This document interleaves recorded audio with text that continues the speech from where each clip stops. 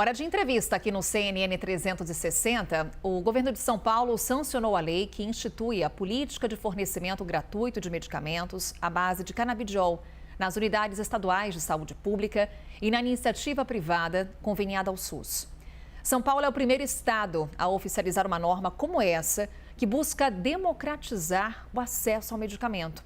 Por ter um custo alto, a população mais carente tinha dificuldades de acesso ao tratamento. Para que o canabidiol seja ofertado no SUS, após a sanção do texto, é preciso que seja feita a regulamentação da lei. E é sobre esse processo e também sobre os benefícios desse tratamento que eu converso agora com o autor da lei, o deputado estadual do PSB de São Paulo, Caio França. Deputado, seja muito bem-vindo. Uma boa tarde. Boa tarde, Carol. Prazer falar com você. Prazer poder compartilhar um pouco dessa nossa vitória com quem acompanha aqui a CNN. Vitória para todos, né, deputado? Um tema extremamente relevante quando a gente fala de saúde e agora saúde pública. E, deputado, há pouco eu falei, a lei foi sancionada, mas falta ser regulamentada. Na prática, o que isso significa? Olha, o governador sancionou a lei que previa 90 dias para a regulamentação. Esse prazo findou agora no último mês de maio, então a gente está já além do prazo que foi estabelecido por lei, detalhando quais patologias, nesse primeiro momento, terão acesso a esses medicamentos. O governo formou um grupo de trabalho com 32 entidades, ligadas à área da medicina, pesquisa, ciência, universidades. A Assembleia Legislativa faz parte, eu represento a Assembleia nesse grupo, e lá a gente busca evidências que possam comprovar as patologias que podem ser tratadas com esses medicamentos. É importante esclarecer, Carol, porque teve um spoiler aí da regulamentação que vai sair, possivelmente na semana que vem. Mas é importante esclarecer que o grupo de trabalho será permanente, ou seja, as patologias que serão iniciadas não vão ser as únicas. Nós vamos, ao longo do tempo, avançar com as patologias. Então é importante ficar isso muito claro, porque eu mesmo faço a defesa no grupo de trabalho da liberdade dos médicos em prescrever qualquer patologia. Mas eu sei que ainda tem muita resistência e por esse motivo nós vamos iniciar aí com as 3 síndromes que nós vamos comentar um pouco mais e na sequência avançar com outras. Então vamos comentar sobre essas patologias, deputado. Quais são aquelas previstas, então, na lei? O senhor falou aí de um spoiler com base nessa regulamentação. O que é que a gente pode antecipar para quem está nos acompanhando? Quais são essas patologias previstas em lei? Então, importante esclarecer que a regulamentação ainda não foi publicada pelo governo. Portanto, a gente está falando aqui na base do que foi feito no grupo de trabalho.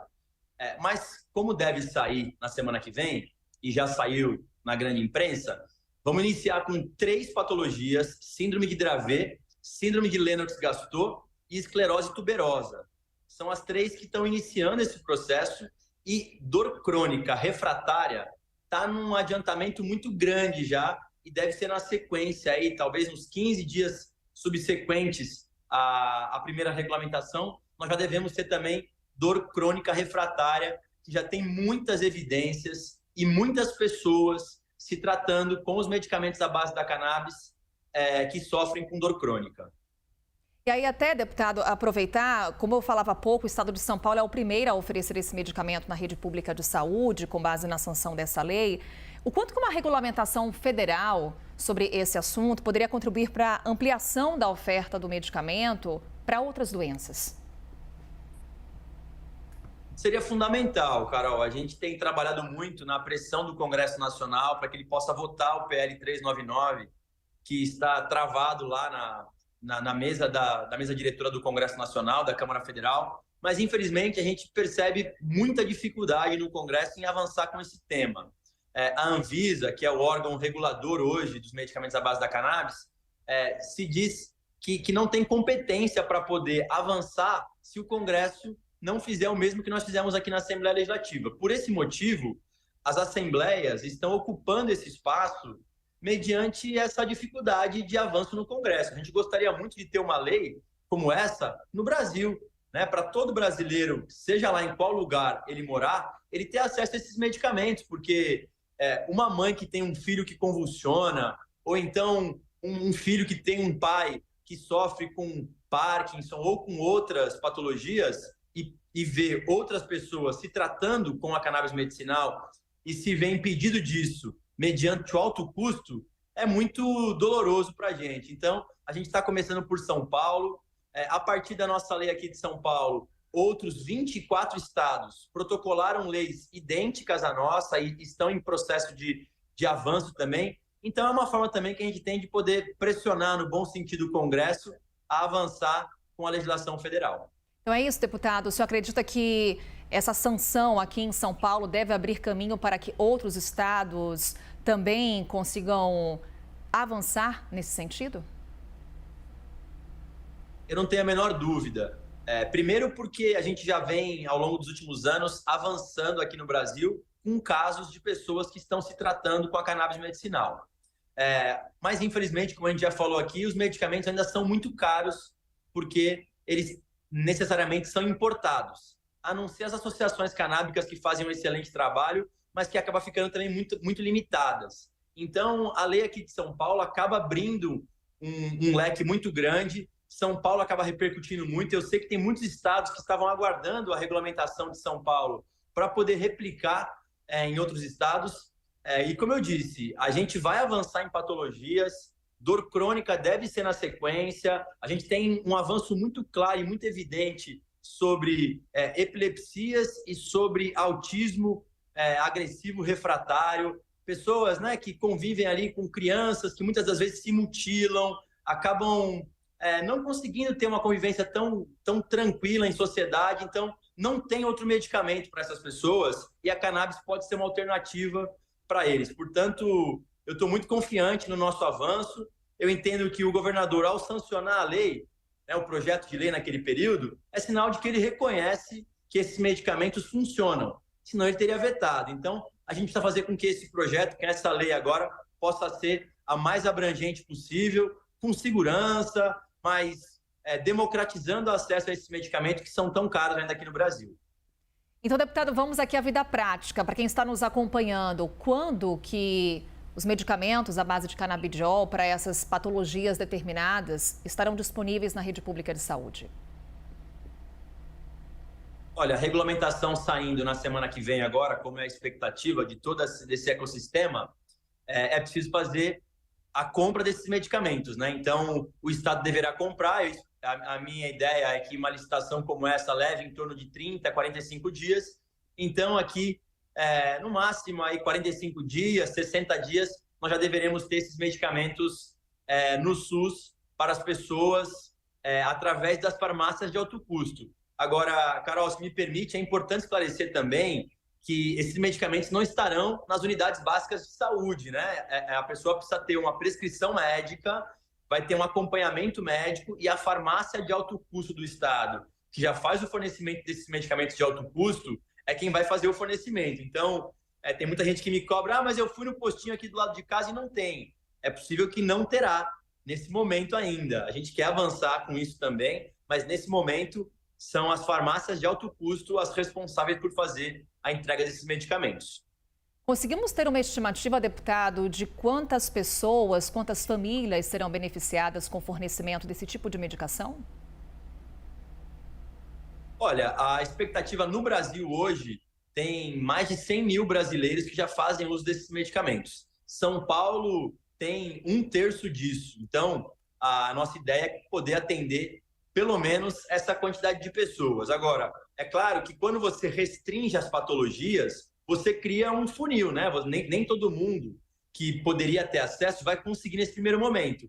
Eu imagino aí que com essas 3 patologias que nós estamos falando, pelo menos de 5 a 10 mil famílias é possível que já comecem a fazer o uso dos medicamentos.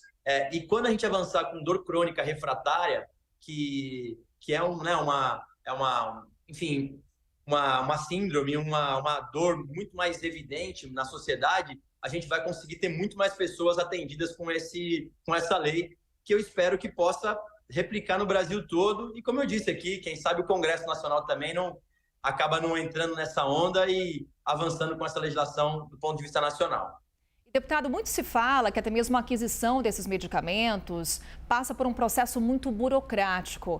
Em que medida também a sanção dessa lei e a sua regulamentação podem facilitar a aquisição desse tipo de medicamento, inclusive pela iniciativa privada?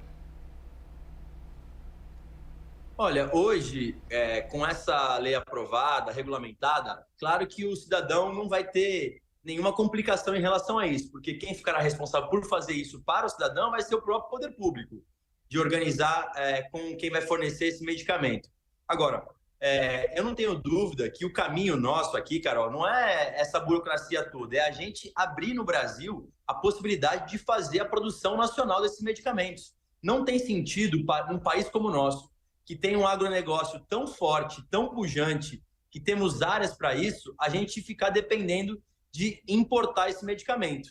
Então, um avanço que nós deveremos fazer, e eu quero fazer também aqui por São Paulo, começando pelo PL que eu protocolei 563, que autoriza as universidades públicas, o Butantan, a fazer essa produção, a gente desburocratizar esses medicamentos, né? O acesso a esses medicamentos. Agora, a Anvisa cada vez mais está se aprimorando para poder facilitar que as pessoas possam ter acesso. Hoje demora mais ou menos um mês para a pessoa conseguir, na iniciativa privada, fazer a aquisição desses medicamentos. E o senhor vê avanços nesse sentido, deputado, para a produção nacional?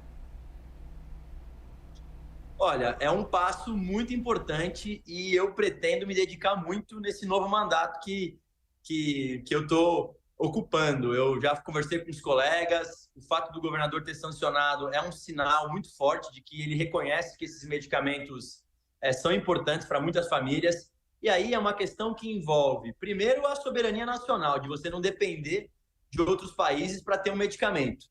E além disso, a gente tem que lembrar que o orçamento do Estado, o orçamento público, é um orçamento que é finito, ele tem fim. Então, se você pode ter um medicamento com a mesma ou até com melhor qualidade, produzido aqui, mais barato, por que não fazer?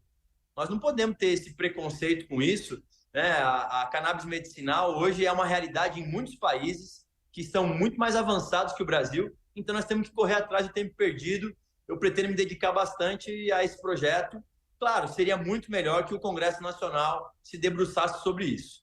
Mas como eu percebo que por lá a gente tem muita dificuldade ainda, os estados estão ocupando esse espaço e eu faço questão de poder, com muita tranquilidade, fazer a defesa dessa política pública aqui em São Paulo.